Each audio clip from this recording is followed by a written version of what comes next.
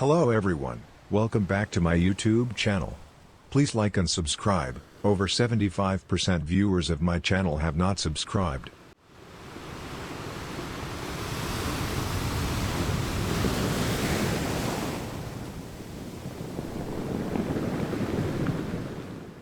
Today we will look on how to operate two separate while loops in LabView in parallel. As you all know, LabView only outputs data from while loop when it has stopped operation.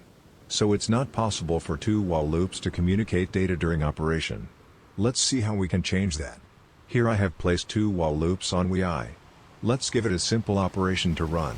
I have wired the first loop in a way that iteration number is multiplied by 13, and every time the result becomes a multiple of 10, the LED lights up. I want that the LED in second while loop also switches on every time LED in loop 1 turns on.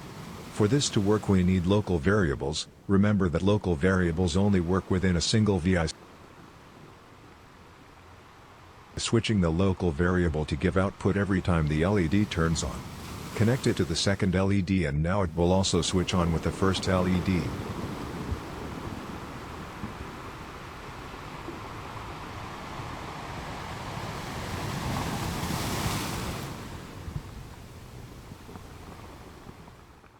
Now let's make the loops to operate a bit slower so that this operation becomes better visible.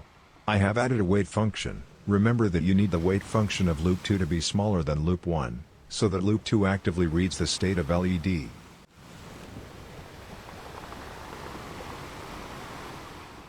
I am also converting the conditional stop switch in a manner that once I stop loop 1, loop 2 also stops with it.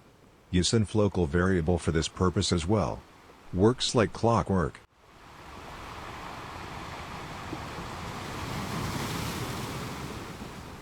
Thanks for watching. Like and subscribe for more.